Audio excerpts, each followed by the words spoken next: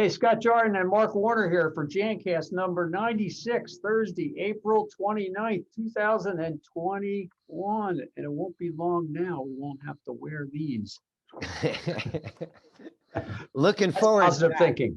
Looking forward to that. Actually, it reminds me of something we were talking about, which is the new announcement about the CDC and guidelines regarding masks outdoors. Isn't that great news? Yes, that's right. Yep. So let's start off with supply chain issues, because back when we started this whole thing, it was we can't get quats, we can't get bottles, we can't get sprayers. Now we can't get floor finish and stripper. So you don't need to strip your floor every year or every 6 months or whatever. But we are seeing a little bit of change there. The biggest change is everybody's putting through price increases. So hey, isn't that great? We'll have plenty of supply as long as they get the price increases through.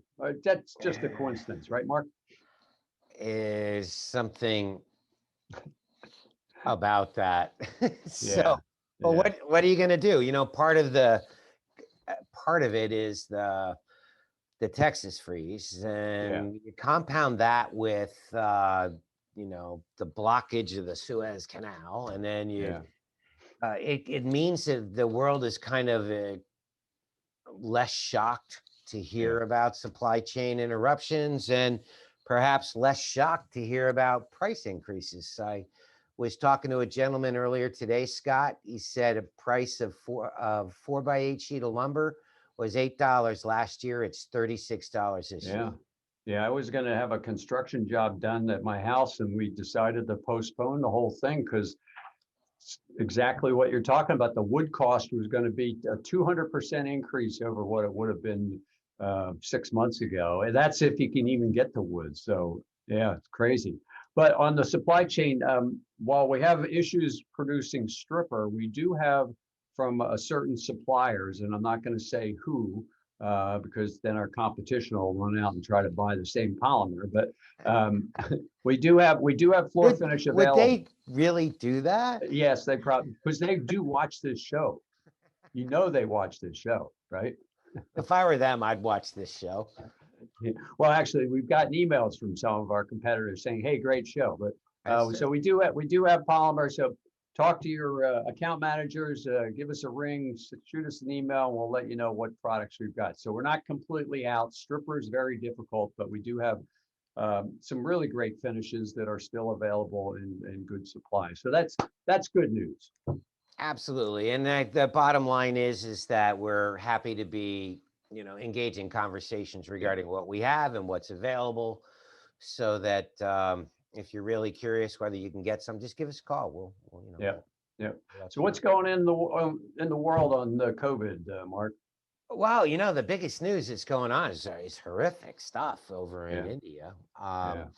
The last thing I heard earlier today, like less than an hour ago, was perhaps as many as 500 million people infected in India. I know that over the course of the last week, we were looking at daily totals of 300,000 people infected and 3,000 people a day dying. And those numbers are just off the charts. There's records. And it's sad. I mean, the whole world is watching this. And so what I'm really encouraged about is that a lot of countries, US included, as well as a lot of companies and a lot of individuals that have the wherewithal to help, are pouring aid into India to help them on this, because it's just a horrific scene. And you look at the reverse of that, Scott, and we're reporting states in the United States that have lower counts than we've seen in a year. In fact, California is got the lowest stats in the country right now. Amazing. So they're opening up. They're getting ready to do the open up thing, and that's something I think the rest of us in other parts of the country need to be looking forward to and figuring out how to do it. Shout out to Benjamin in Denmark. I talked to him yesterday. He's our Eric's distributor for Europe, and they're opening back up over there. And he put a nice order in, and he does a lot with the retail businesses. So good for you, Benjamin. We'll have quail eggs and caviar soon. Hey, That's it. Benjamin. Okay, so now that we're opening up, what do we do, Mark? Well, that's the big question: is what do businesses need to be thinking about? Yeah, And one of the most important things that people need to do is to at least figure out where they're at now. yeah, Like anybody that's involved with the restoration industry or anybody that does, really elaborate cleaning hmm, knows that the first thing you do is you got to do an assessment, whether it's a risk assessment or, what is the challenge? Where are we? And yeah, so we put together our program on extreme cleanliness as a way of doing an audit, a cleanliness audit to benchmark where you're at. yeah, And the idea is before you do anything, you should do the audit and at least benchmark your starting point, right, identify where all your weaknesses are and your strengths, and then attack them. And yeah, then do a subsequent audit after that to measure it. But there's a couple steps that come into that. yeah, One is once you figure out where your strengths are, you pat yourself on the back, and when you identify your weaknesses, you go, "Oh shucks." yeah, And now you've got to take a look at what do we got? Do we have like the chemicals we need? Do we have the equipment we need? Do we have the manpower we need? Do we have the training we need? And so you got to kind of do an evaluation of all those needs, and it allows you then to figure out, well, what's my priority? Like, yeah. And if do you I don't, get if all you, this stuff in before I teach people how to use it, or do I teach people how to shoot a gun before I put a loaded gun in their hand? Just saying. yeah, Sometimes it's worthwhile to make sure that the training doesn't fall too far behind implementation of new chemicals and equipment, right? yeah, In some cases, people want to precede it. But anyway, the idea is to be able to put these priorities into place. And then, yeah. Scott, you mentioned to me the other day that once you figure out all these things you need, the real big question is, hmm, do I have the money to do that? Yeah, yeah, Is yeah, is there a budget there to do that? What yeah, are the resources? And sometimes you have to go through the painful process of rethinking it. Like, whoa, we'd yeah. really like to get all this stuff, but we don't quite have the resources for that. So let's go back to that priority thing and figure out what can And we do. it's not unlike back in the day when people would say, "I want my floors to look like they do in Walmart." And you say, hey, that's great. Okay, do you have the budget? And do you realize that it takes this and that, and you have to have this kind of equipment? And people go, well, geez, I thought it was just kind of they put stuff down and it happened. It's kind of this along the same lines, right?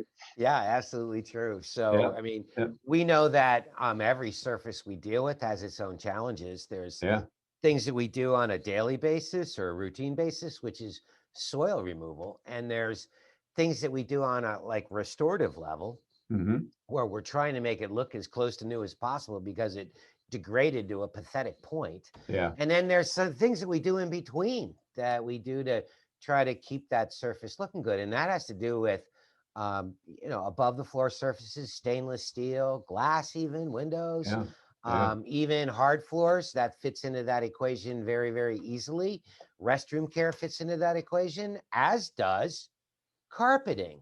yeah. Yet carpeting is the mystery surface because nobody really knows what's down below what I see. Yeah, yeah, that's right. And the general rule is if it looks dirty, it's probably too late. But we've got some techniques to allow you to figure out before that whether or not it's really dirty. And we got some pretty cool tools.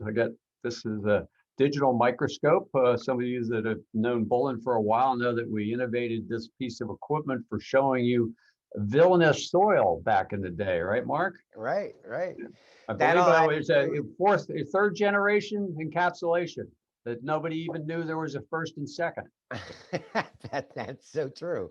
And now we're really into the fourth generation by incorporating other types of ingredients that have the ability to deal with odors and so on. So But we'll do a little picture-in-picture thing while we're talking here. So what we're showing up there is the microscope showing you deep down into the carpet, because when you look at a piece of carpet, you think, oh, this dirty part here, the whole fiber is dirty, but you can't see down inside of it with a microscope.